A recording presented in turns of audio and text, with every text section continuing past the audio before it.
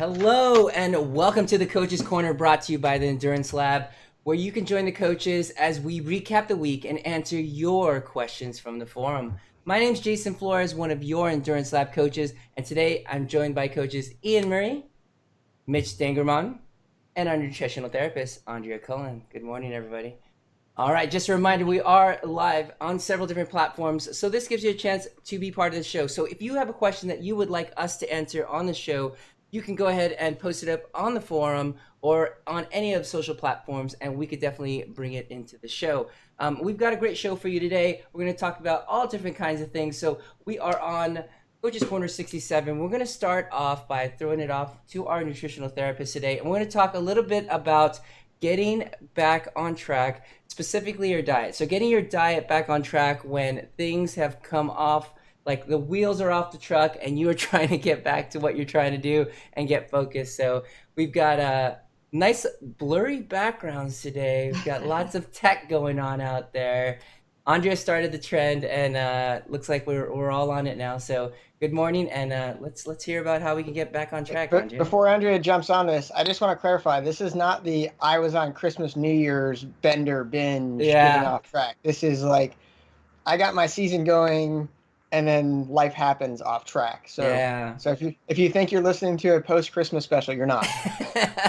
Yeah, good point. And it's sort of, I think it's the getting back on track bit when someone goes, I've got a race in 6 weeks, and they have this massive panic, and then I get the question, should I take this supplement? I heard it's really good, and I'm like, So it's sort of, what are the basic things that we can do to get things back on track? So I guess like the first obvious question is, where is it off track?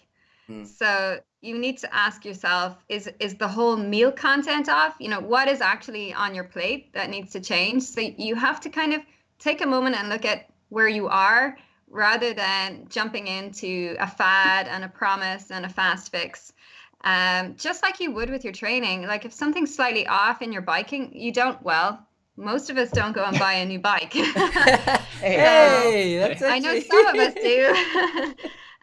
So it's looking at, the meal content, what needs to change. Your meal timing, are you letting your day get a bit manic? So you're skipping breakfast, you're not having a good lunch, you're not getting your nutrition right around your training. So have a look at your timing of your meals. Where are you eating? Have you got a little bit lazy? Are you eating out all of the time at restaurants, in the canteen, at the cafe, on the sofa, at the office desk? So can you make a quick change to try and get more home cooked meals in, rather than eating out all of the time? Because when we're out, and especially as I've learned in America, it is just like an assault course with making bad decisions. So you need to make your life easy.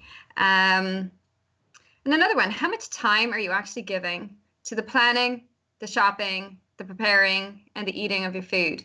This will make a massive difference to what you are actually eating and how much of it, when you think about planning some time for the shop, planning some time for a batch cook, preparing food in advance of the day when they're busy days, and making time to eat.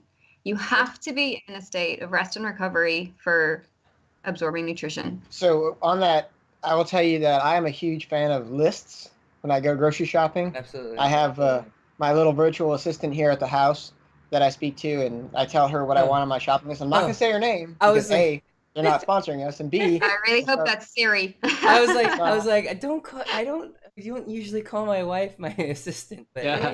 I was like, I don't know if she's going to appreciate that. My little digital assistant. Wow. Yeah, my wife is not a virtual assistant. She's an actual assistant. No, but I tell the virtual assistant here to add things to my shopping list. So when we go to the grocery store, actually, my wife still has it written down on paper, and I whip out my phone and I just go grab it, click off. And if it's not on the list, we generally don't buy it unless it's something that's in the fruit vegetable area that we forgot to add to the list, or we just haven't seen in a while. So we don't go, and I really try to not let anyone but me go down the middle of the aisles. But I do it with a purpose. I know what I need, and I'm going straight to that, and I leave, and since I don't really like people per se, I like people, just not most people. I can go in and go quick, get what I need, and get back to the shopping cart. So my wife gets to do the perimeter patrol. Yeah. Yeah. It's a good idea. I'm a big fan of lists as well. Every day a list will get written. I never get halfway through it, but it's still the intention is there. But for shopping, it's a really good idea. So yeah, where is off track? And having a looking at your decision making and your priorities. Because you make bad choices when it's just not a priority. So you need to look at your motivation and your goals and your whys as well to just get you back behind making better choices. Because every meal is a choice.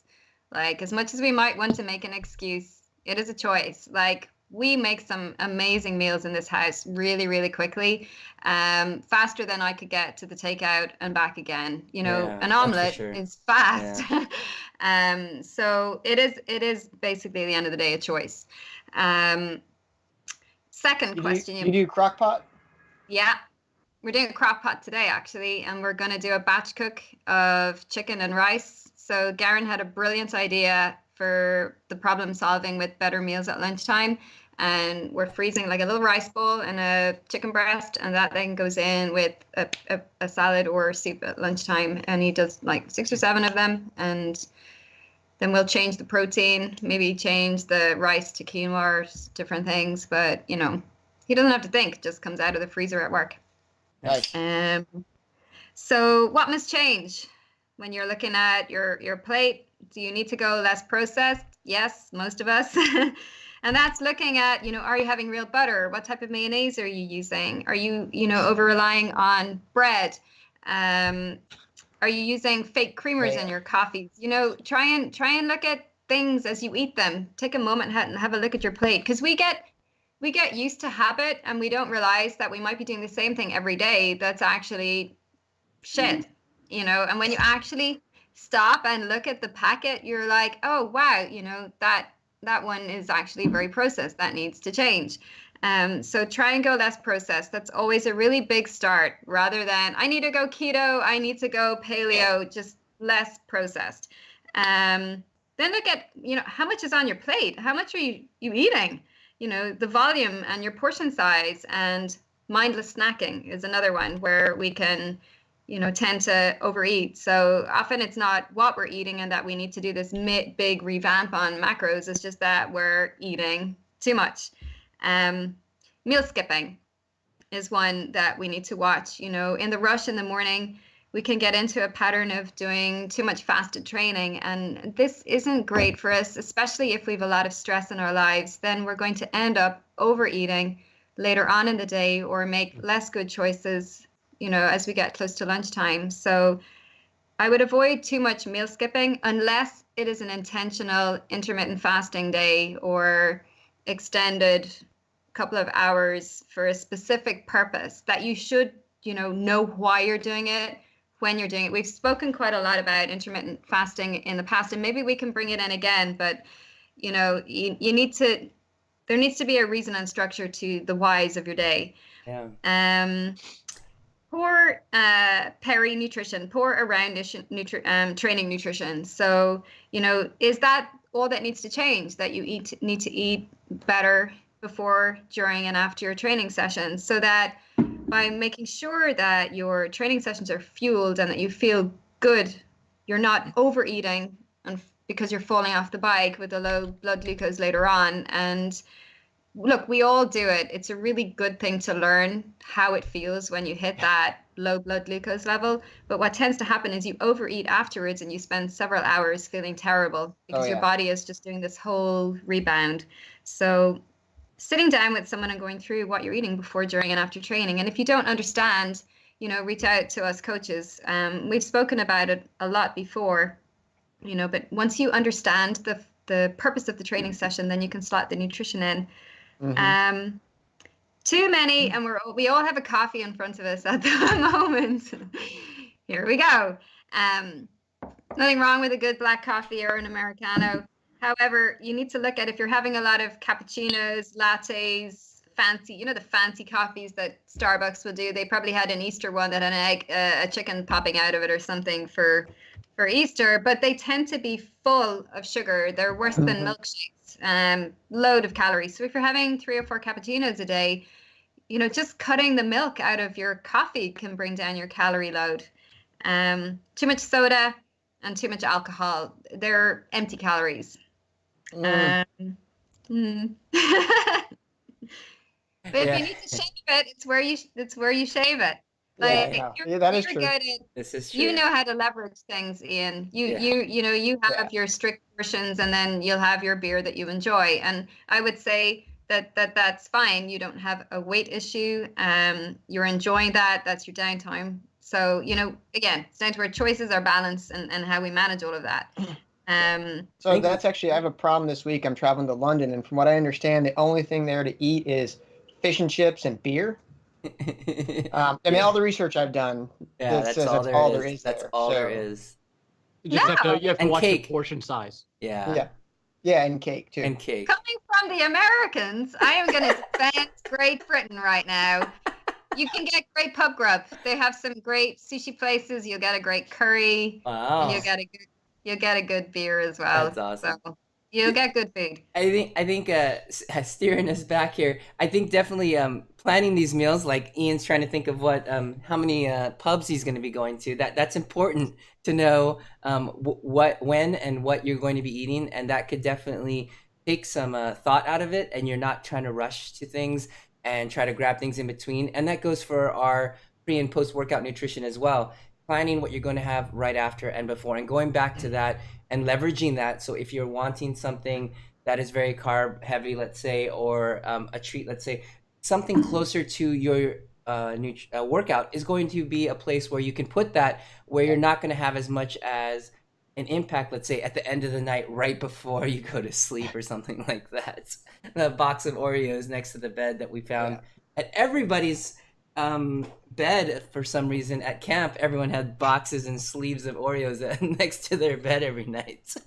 So what I got from that, Jason, is go to the pub between 4 and 7. Yes. Yeah, there you go. And then I'm good. You're good. Because I'll go to bed around 8 or 9. And then a beer right after the workout, and you're fine. You're fine. A pint. Okay, they call it a pint. They do. I think you will surprise yourself. There are some amazing gastropubs. And they have board games and Jenga and all sorts. London is brilliant. And they have Andy Jenner. And that's right. Yeah. What is life without Andy Jenner? All right. What else we've got there for getting back on our diet, Andrea? Watching what happens at nighttime with snacking in front of the television. We're absolutely oblivious to how much we eat, so it's just not a good thing to do. And also in the car can be a bit of a problem too if we're stress eating. And then what must change? Well, where do we buy our food? Finding somewhere that's good for fresh produce is rather than a lot of processed stuff. So I don't know, is it Trader Joe's and Whole Foods and places like that for you? Third, goals. So what are you actually trying to achieve? Do you need to lose a bit of weight in this kind of 12-week, 4-month or whatever countdown that you have for your next big event, or it could be shorter, or do you need to gain a bit of weight? So that will change, it'll put context on what you're trying to achieve. Body comp as well. Making your goals realistic and having an appropriate expectation on your timeline. The last thing you want to do is shave the calories too much while ramping up the training massively. You're going to be in far too much of a deficit. You're going to end up sick, injured, run down, and terribly moody for your virtual assistant. So be mindful of that all or nothing. What else have I got on my list? So you need to have a think about as well, because obviously when we race, we want to be at our fittest as well as our healthiest. So if there's any health issues going on that could impact your nutrition or the quality of your training, now is the time to address them. So have a think about, is there any ongoing fatigue issues? Are you getting enough sleep? How is your recovery? Could there be an element of overtraining or a lack of structure? So we all know those athletes that, they get their set plan and then they add in 3 more sessions and then wonder why they got injured before their race. So, Or on the flip side is they don't do half the work, and then they go through a burst of they do everything or try and cram it all together, and then they don't do half the work again for like a week or two, and then they... So that's one of the big things is if your plan is laid out for you to build, and you can't get it, then you need to get with either your coach or whomever or someone else who's knowledgeable to help you adjust that plan, or else you're just going to be beat up. The last thing we want is to see our athletes do like a 2-hour endurance ride and it just be like a suffer fest instead of a nice easy ride out there. So I mean, really just got to stay, on track on, kind of what you're trying to achieve, and have a plan of kind of what you're doing, essentially just reviewing everything that you're looking to achieve, really.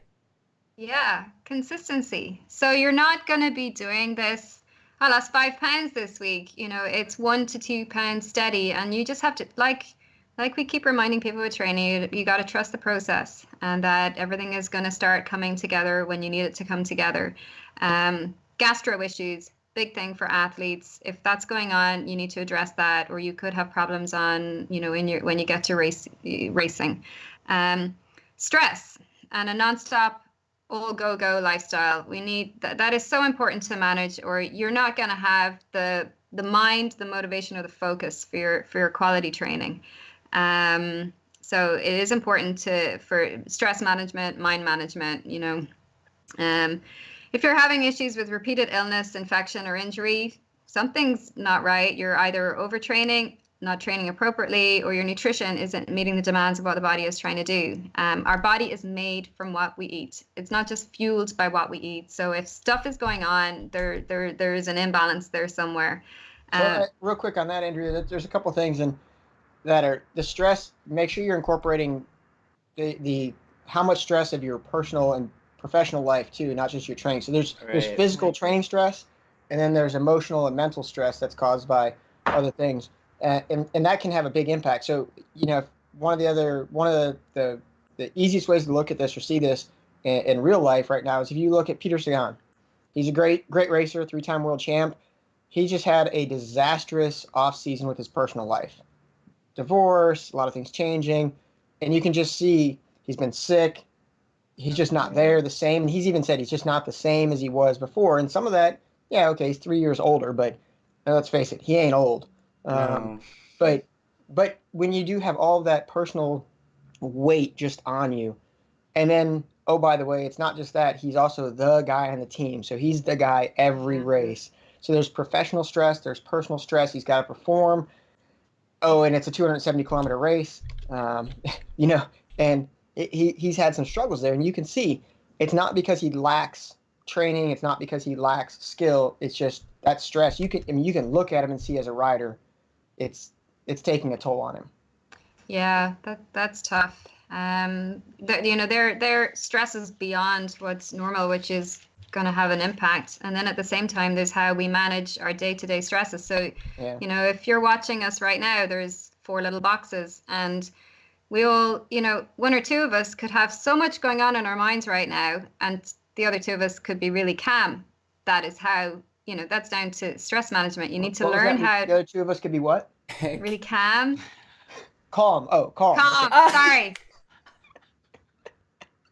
That word. Sorry. I can't help it. I'm Irish. Yeah, that's great. That's great. But it is like we have to learn how to manage our minds. They can just travel off, and that's stress. It's not the little things. It's how, I was on Zwift and this person really pissed me off, and we're thinking about it for the rest of the day. So it's learning how to just let people be.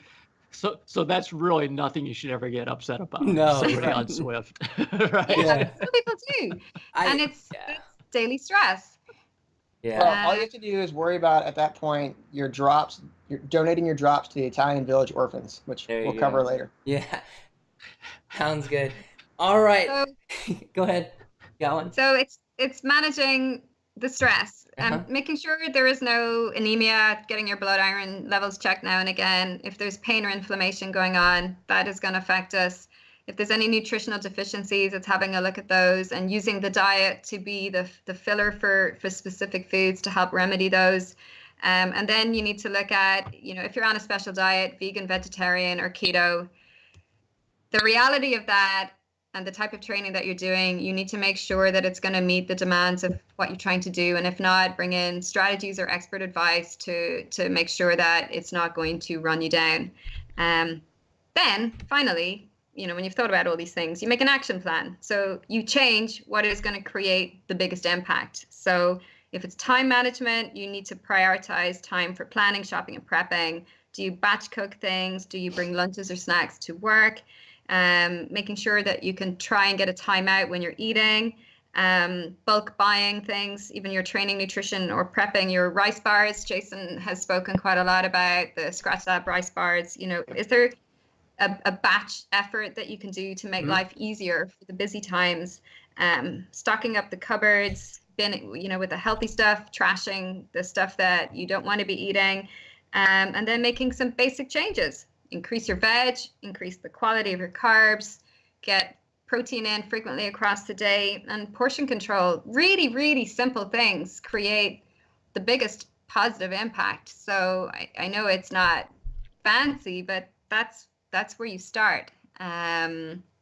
So they were really the main things. Improving the fats. So if you really need to cut a little bit of weight and the time is a little bit shorter, generally reducing fats is going to bring down.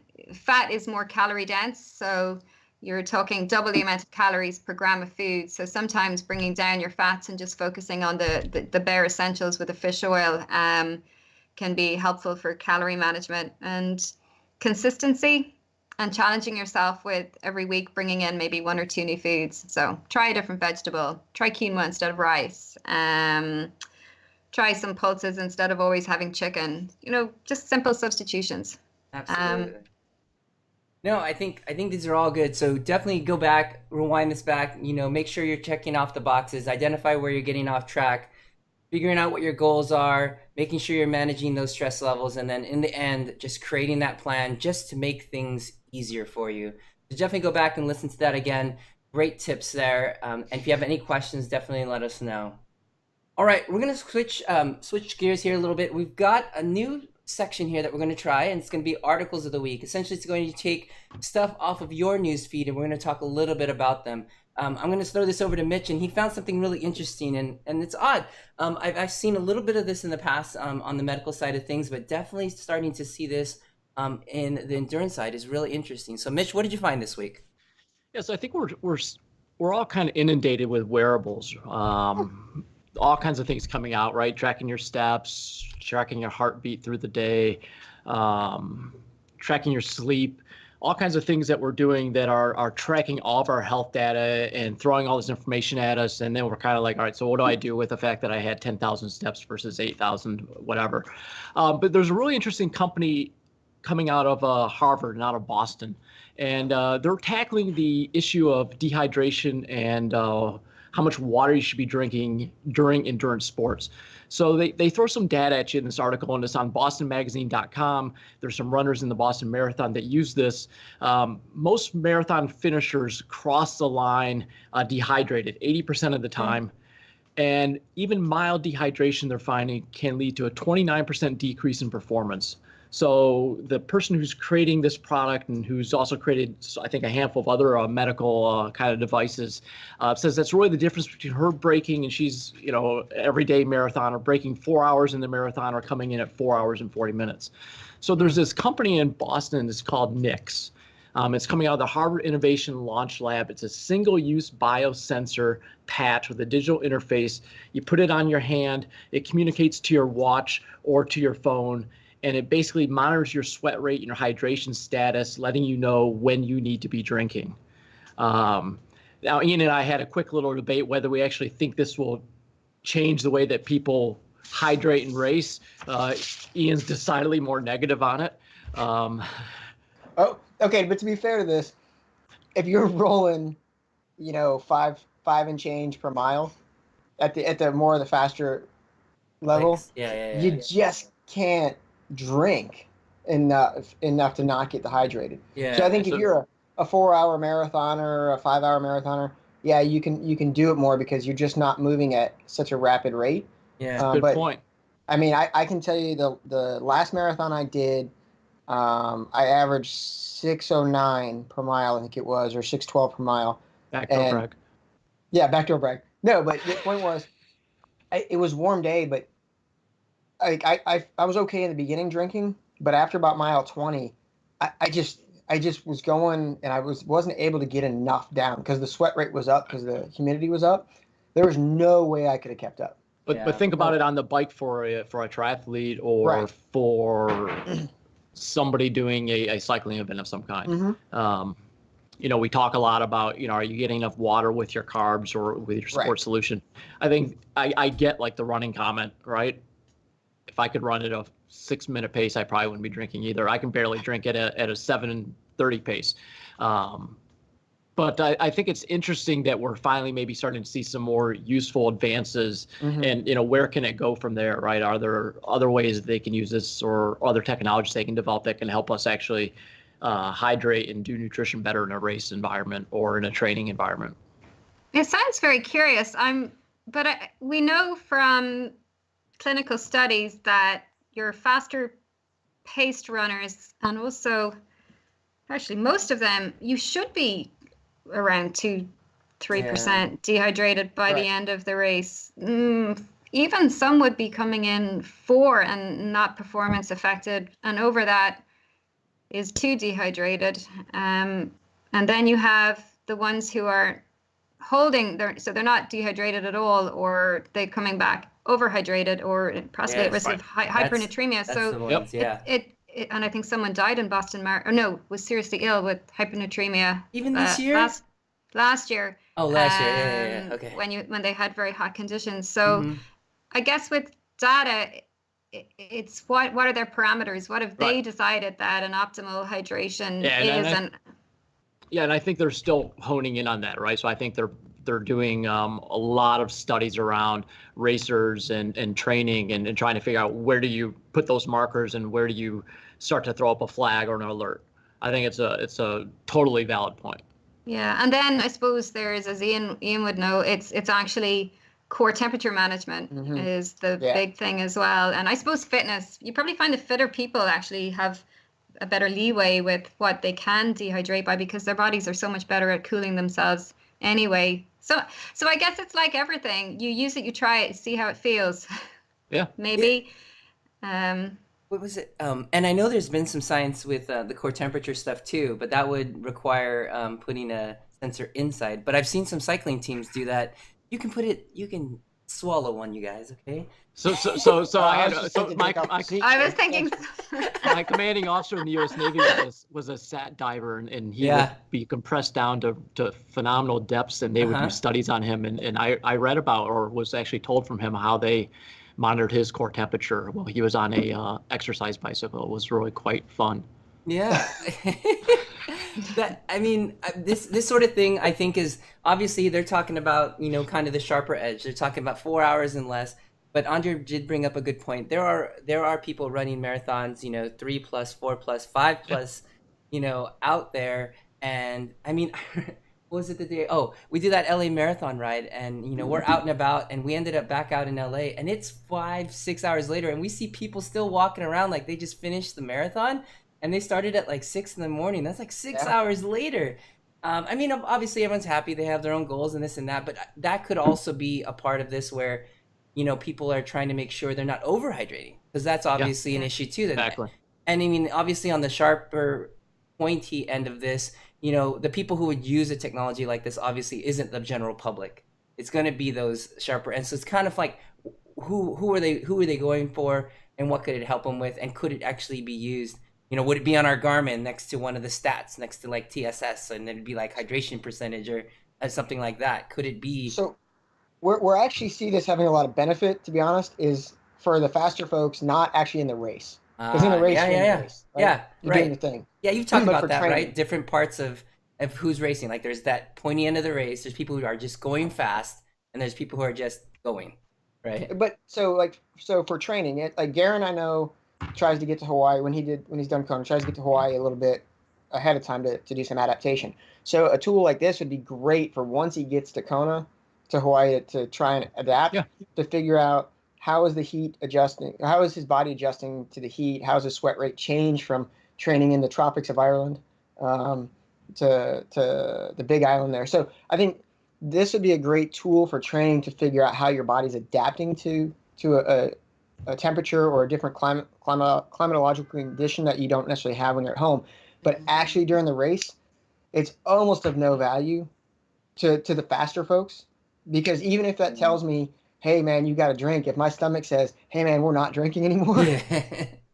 Right. you know, it doesn't really matter. And if you can gut it out, if I'm 2 miles left in a race, and I feel like I can swing it, I maybe will grab a quick wash my mouth out, Yeah. splash some water on my head, but I'm not gonna make a change in the last 2 miles of a race Sure.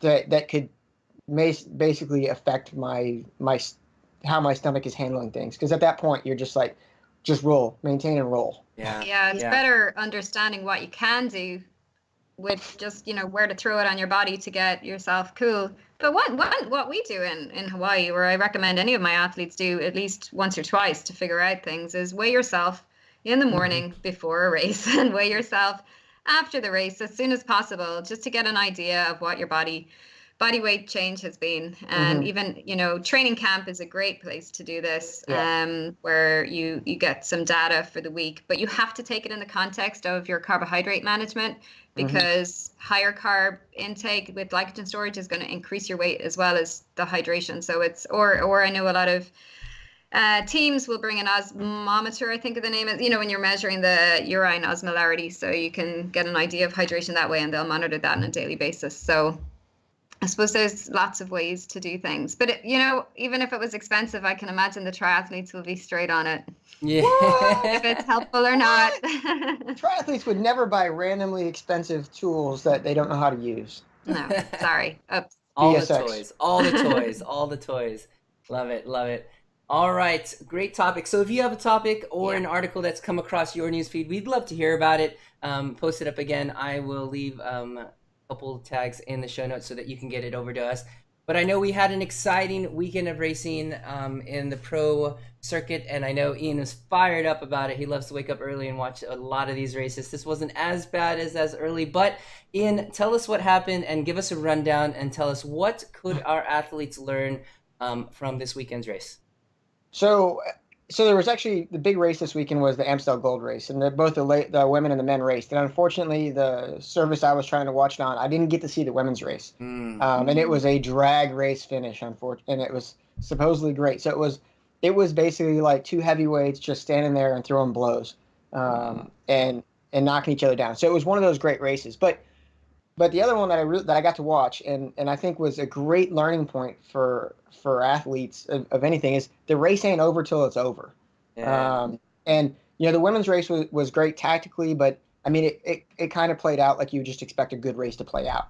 And what happened though for the men was Matthew Vanderpool, who's a cycling legend offspring or progeny. So his grandfather was second to Eddie Merckx a whole bunch. His dad was a pretty accomplished racer, and so he's a multiple world champ in cyclocross, and he just abused people at the cyclocross world championships this last year. So he won the lead up race to Amstel Gold by out sprinting a small group of four from the front, and it wasn't like these were bad guys. I mean, Julian Alaphilippe was in there. So as we rolled into Amstel Gold, he had a lot of hype on his shoulders. Now, he'd also been told, he also been told by his dad, stop attacking from so far out. That's just silly talk. And so what did he do? At 42K left, he attacked. And he got pulled back rather quickly because everyone was like, yeah, we're not going to do this again. Allow that. And an Astana rider went with him but sat on his wheel. So what happened was he got pulled back right at the base of the next big climb. And quick step through, Julian Alaphilippe attacked. The pace went up like crazy, and Vanderpool went out the back. And all the announcers went, that's it for him. His day's over. He shouldn't have attacked from so far out. That's just, he's young, and that was the young blood flowing through his veins. He thought he was stronger than he was. So good try. We'll see you back next year, right? And then all the coverage went up. And to be fair, this is Dutch coverage, so no one wanted to watch Vanderpool getting shot out the back. And he's a reigning Dutch national champ. Yep. So what they did is then they focused on Julian Alaphilippe and Jakob Fuglsang, who were up front, and then the chase from Mikhail Kwiatkowski and Matteo Trentin and one other rider was with them. So there was like this, it was kind of all strung out. There was groups of 2 and 3, And then Roman Bardet, the French rider, attacked, and a couple other people followed. And then all of a sudden at 10K, they show back to the peloton, and they were making fun of the peloton to some extent, because they're like, oh, these guys are out of it. Oh, hey, there's Matthew Van Der Poel. Yep, these guys are out. They're done. And then you see this figure go to the front, and all you could hear was this distant freight train. And that was him, just ramping it up. And from 10K, he went, and he started catching the groups in front. Well, they started trying to jump onto his wheels. And again, you're talking Roman Bardet, who's a Tour de France contender, Bauke Mollema, who's a Tour de France contender. You know, you start rolling all these guys up. Yeah. Simon Clark, who had not seen the front of the race, I mean, he'd been sitting in the wheels the whole race, so he's pretty fresh. They all got on his wheel, and okay, they started to close, but the announcer's like, you know, they've got the leaders have 30 seconds on the group behind them, and the group behind them is a minute behind them. Game over. It's a sprint for first and second between Alaphilippe and Fuglsang, and then third, fourth, and fifth are locked up. It's probably going to be Trentin or Kwiatkowski. We'll see. All of a sudden, Kwiatkowski comes across, and it's 3. But in the background, you see this figure, this tall, lanky figure in a red, white, and blue kit, just hammering. And he'd been on the front since the 10K point, and he just steamrolled everybody. Starts his sprint from about 300 meters out, comes into the draft of Fuglsang and Kwiatkowski and Alaphilippe over the top and absolutely destroys them. Again, he led the sprint out, rode everybody off his wheel, and then collapsed at the finish line. Yeah, I think that was the impressive one. Like, man, that's how hard you went. That's crazy. Yeah, I mean, he didn't even unclip; he just fell over. But the point is, everybody wrote him off. Everybody wrote it off, said the game's over. But what he remembered, you know, and this is something that I think people always need to remember in their races. It ain't over till the finish line's crossed. Yeah. So if someone goes up the road or you're having a bad stretch, you know, you can recover. And if you had a bad stretch, maybe they'll have a bad stretch. But you just have to keep it at the coal mine, you know, or keep at the oars and just keep rowing and push and race your race. Because if you quit, you just resign it. Yep, it's over. Yeah. Okay. I mean, you can do that and save yourself if you have something for the next day. But if this is your big event, man, just go for it. Do what you can do, and don't worry about what the rest of them are doing, because if they've forgotten about you, they may just be cruising. And once you back down, and I always tell people this, if you back off, it's so much harder to get it going again. It is. And that's what really happened if you look at the end of that sprint. Fuglsang and Alaphilippe backed off, and when Alaphilippe tried to sprint when Van der Poel came over him, he just locked up. And he even lost the sprint to Fuglsang, who sprints like I do. You know, he's more of an uphill guy, not really a flat sprinter. And so he ended up coming in fourth, and all the announcers for like an hour were like, oh, this is Alaphilippe's race. Well, guess not. Yeah. But that's the one thing I think, you know, watching that, if you don't get inspired by watching the end of this race, then you're probably dead inside. But it was just one of those that the kid never quit, and he just showed what happens when you just keep going. So I highly recommend watching it if you need some inspiration. Yeah. It's definitely that. Yeah, I think Strong mind. Yeah, I think you know, we'll post a summary there from some video summary there, so you guys can take a look and kind of a summary of the race. It's really interesting. Yeah. These are the type of races that you want to be able to kind of encapsulize and be able to bring back into your memory when you are trying to visualize and going for it, whether it be indoors, outdoors on your favorite KOM, or just that sort of thing where you kind of bring back things that you reach for and say, hey, I want to be inspired by this. I want to bring myself to that next level. You remember these sort of things, the feats that people have done to hopefully bring yourself to that moment of what you're trying to do. Yeah. And one of the other things too in this is that, you know, when you're at races, a lot of times people will tell you, you know, hey, so-and-so is so far back, or they're so far up the road.